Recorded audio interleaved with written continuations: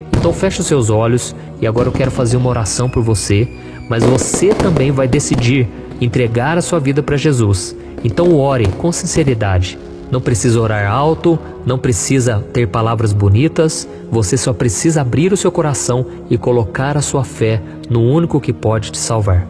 Amém? Então vamos orar. Senhor, meu Deus e meu Pai, eu quero te agradecer, ó Pai, por esta manhã tão abençoada, por esse dia que o Senhor nos deu, e eu creio, meu Pai, esta mensagem não foi em vão. A Tua palavra não volta vazia, Senhor, e eu te peço que o Senhor toque no coração dessas pessoas, para que elas entendam que esta vida é passageira, que o diabo não tem nada para nos oferecer, que esse mundo é passageiro e que nada se compara a ter o Senhor na nossa vida. Oh Jesus, venha salvar esta pessoa, esse homem, essa mulher, que agora estão recebendo esta oração. Eu não posso salvá-los, Senhor. Eu tenho amor no coração pela vida delas, mas nem isso pode apagar os seus pecados. Senhor, somente o sangue de Jesus Cristo, derramado naquela cruz, pode perdoar, pode nos purificar de todo pecado, de toda maldade. Senhor, nós somos pecadores, nós somos falhos, nós temos tantos erros, Senhor, mas o Senhor mesmo disse que os sãos não precisam de médico, e sim os doentes. Senhor, eu reconheço que eu sou doente. Essa pessoa também está reconhecendo agora que ela é doente, ela precisa de cura, ela precisa da Tua salvação.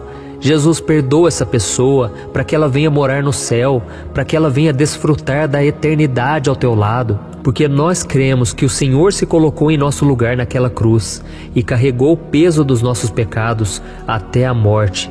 O Senhor foi condenado, julgado, cuspido, humilhado e morto por uma culpa que não era sua.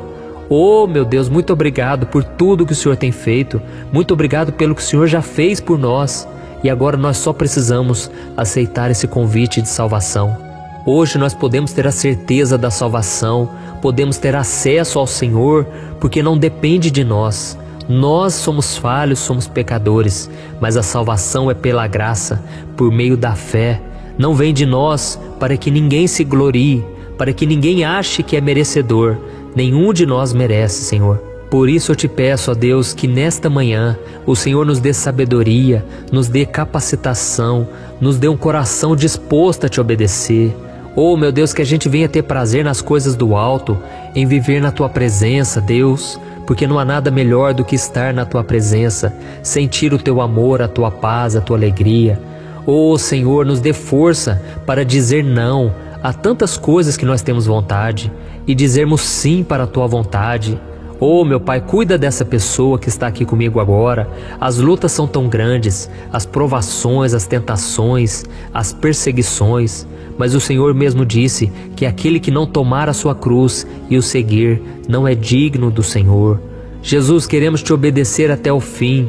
Queremos carregar a nossa cruz, queremos pagar o preço que for preciso, queremos seguir nos caminhos que o Senhor tem para nós, ó Deus, e que o Senhor não nos deixe seguir pelo caminho largo e espaçoso, mas que conduza à perdição, mas que nós venhamos seguir o caminho apertado, mas que conduza à vida eterna. Ó Senhor, nos ajuda, e eu já te agradeço por tudo que o Senhor fez através dessa oração, através dessa palavra. Eu te louvo, Deus, porque o Senhor não vai nos abandonar. O Senhor estará conosco hoje e sempre, e é em nome de Jesus que eu oro e te agradeço. Amém. Glória a Deus.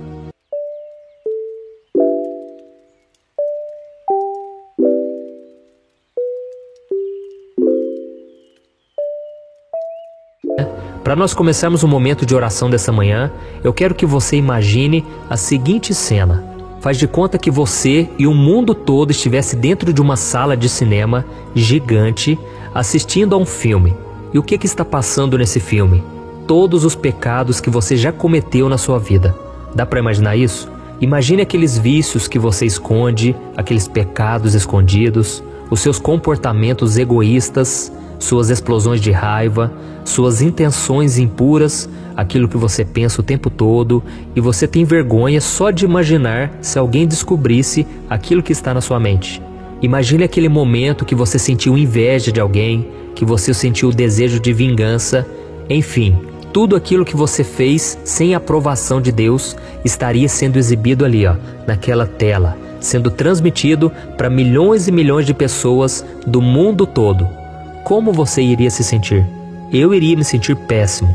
Eu iria querer sair correndo daquela sala, fugir de todo mundo, porque aquilo seria terrível. E eu também não tenho dúvidas de que você também se sentiria assim, porque a Bíblia diz que o pecado ele nos traz vergonha, ele nos traz culpa. E foi exatamente isso que aconteceu com o primeiro casal que teve aqui na terra, Adão e Eva. A Bíblia diz que logo depois que eles desobedeceram às ordens do Senhor e eles comeram o fruto da árvore do conhecimento no jardim do Éden, eles se esconderam da presença do Senhor. Eles sentiram vergonha do que eles tinham feito e eles então buscaram fugir do Senhor. E é exatamente isso que o inimigo ele quer fazer nas nossas vidas. O primeiro objetivo do diabo é nos envergonhar para que nós nos afastemos de Deus. Eu me lembro que no começo da minha caminhada cristã, eu pecava e eu sentia tanta vergonha que eu chegava a comentar com os irmãos lá da igreja. Se pudesse, eu iria para uma ilha bem deserta para fugir de Deus, para Deus não ver as coisas erradas que eu estou fazendo. Só que eu me esqueci, que não tem como fugir de Deus, porque por onde você vá, não importa o quanto você fuja da presença dele, não importa o quanto você deixe de orar, Deus, ele está vendo o que você está fazendo, não tem como fugir do olhar dele. E o próprio Davi, quando ele cometeu o pecado do adultério, ele praticamente mandou assassinar o marido daquela mulher. Ele se sentiu muito mal. Ele disse que enquanto ele calou seus pecados, enquanto ele não confessou a Deus e abandonou aquele pecado, ele sentia como se os seus ossos envelhecessem. Ele sentia uma amargura, uma tristeza na alma terrível, até que ele se abriu para Deus e ele contou tudo aquilo que ele tinha feito. Então ele foi liberto daquele sentimento de culpa, de vergonha. E ele disse algo muito interessante no Salmo 139, depois você lê aí na sua casa. Ele disse o seguinte: Senhor, para onde eu fugirei da tua presença? Se eu subo aos mais altos montes, ali o Senhor está. Se eu faço a minha cama no mais profundo abismo, ali também a tua mão há de me guiar. Se eu cubro a minha vida com trevas, ainda assim a tua luz ilumina a minha vida. Então Davi entendeu que não tinha como fugir de Deus. A melhor coisa a se fazer é se arrepender, é se entregar ao Senhor. E da mesma forma nós precisamos lidar com o pecado dessa maneira. Nós precisamos entregar nas mãos de Deus, abrir o jogo com o Senhor e falar: Deus, eu estou fazendo isso, aquilo, ou eu estou com vontade de fazer aquilo, me ajuda, Senhor. Porque se existe alguém que não vai te apontar o dedo, não vai jogar pedras em você, é Jesus, amém? Ele não fez isso com aquela mulher que foi flagrada em adultério. Ela poderia sim ser apedrejada de acordo com a lei do Antigo Testamento, e Jesus, como é aquele que cumpriu toda a lei, ele deveria apedrejar aquela mulher, mas ele não fez isso. Sabe por quê? Porque ele sabia que ele derramaria o sangue dele lá na cruz em favor daquela mulher, em favor de todos os pecadores.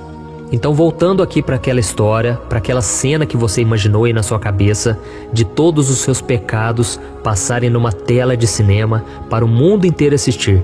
Você ser acusado, condenado, humilhado, em frente a uma multidão por causa dos pecados que você cometeu. Já seria algo muito vergonhoso e humilhante. Você estar diante de uma multidão e todos começarem a ver as coisas erradas que você fez. Agora imagine você estando diante de uma multidão e você não ter cometido pecado algum, mas ser acusado, condenado e humilhado, mesmo sem ter feito nada. Foi exatamente isso que aconteceu com Jesus. A Bíblia diz lá em 1 Pedro, capítulo 2, eu quero ler com você aqui, o versículo 24. Olha o que diz: Ele mesmo levou em seu corpo os nossos pecados sobre o madeiro, a fim de que morrêssemos para os pecados e vivêssemos para a justiça. Por suas feridas vocês foram curados. Olha isso, irmãos. Jesus ele carregou uma culpa que não era dele. Ele carregou sobre o seu corpo as nossas feridas, as nossas culpas, para que hoje eu e você pudéssemos ser curados, perdoados e restaurados. Amém? E tem mais um detalhe: Jesus não somente morreu pelos pecados das outras pessoas, porque isso já é terrível, mas ele também foi abandonado por Deus naquele momento tão difícil. Por quê? Porque Deus é santo, Deus é totalmente santo, e Deus não pode conviver com o pecado. E é por isso que naquele momento, na cruz, Jesus olhou para o seu Pai e ele não o encontrou. E no meio do seu sofrimento, ele olhou para o céu e disse: meu Deus, por que me abandonaste? Isso está lá em Mateus capítulo 27.